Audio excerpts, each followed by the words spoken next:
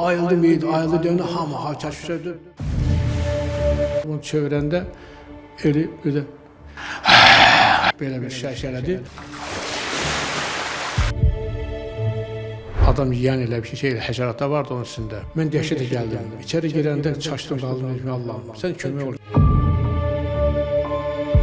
İlk meydim burada çox çətin bir ağır vəziyyətdə gələn meyd gəldi ki, yəni kriminal meydi, yəni onu mən yuma aciz idim.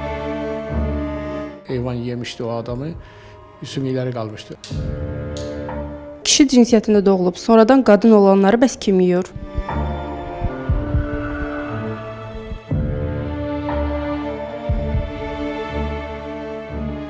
Mən Üsubov Abdullah Nuhbalaoğlu 1960-cı il iyul ayının 23-də Gündəmir rayonunda anadan olmuşam.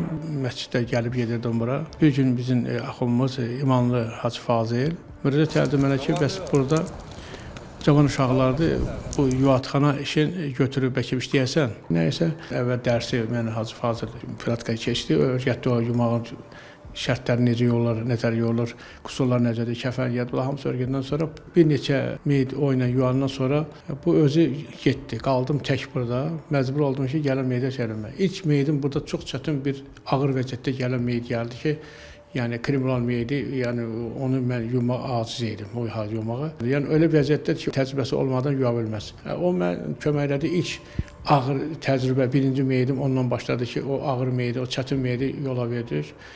Ondan sonra başladım davam eləməyə.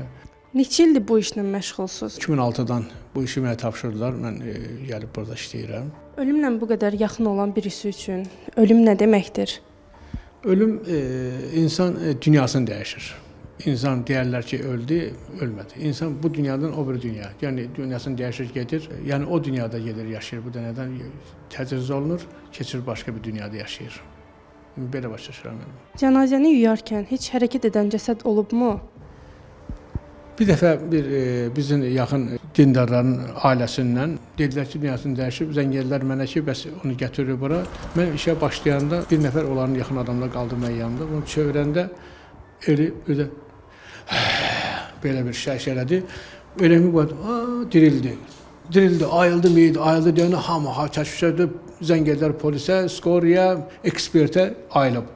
Mən durub belə baxıram, bir söz deyə bilmədim ki, yəni ki, nə deyim bunlar, hamısı bilirəm. Bir söz deyərəm, hamısı əsəbi, vurarlar, deyərlər, hər şey ola bilər də, hər şey hazır olasın. Və sakit durdum, dedim, ağızgərində olan nəfəs çevirəndə sıxılır, insan soyudur, bədən soğuducu, ağızgərindən hava çıxır, sıxılır. Bu ağızgərindən hava da qalmışdı, çevirəndə o sıxıldı, çıxandı, bu dodaqlar özündən asılmaları başladı.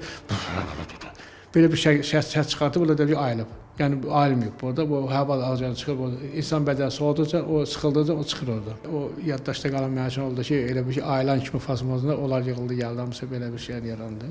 Transgenderləri, yəni cinsiyyət dəyişdirənlər, məsələn, kişi cinsiyyətində doğulub, sonradan qadın olanları bəs kim yiyir? Hələlik elə bir meyyət bizə müraciət olunmayıb, belə şeylə qarşılaşmamışıq.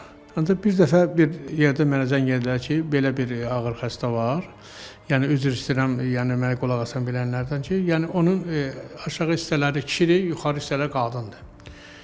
Onu kim yumalıdır? Mən din alimlərinə müraciət etdim ki, belə bir şey olsa, dedik, əsas bunun üzr istəyirəm, aşağı hissələri götürülür ki, kişiyə və qadın. Qadınsa, qadın yumalıdır, kişi də kişidir. Çünki yuxarı hissələrdə kişilərdə elə şey var ki, bu sinəsi çox çıxır.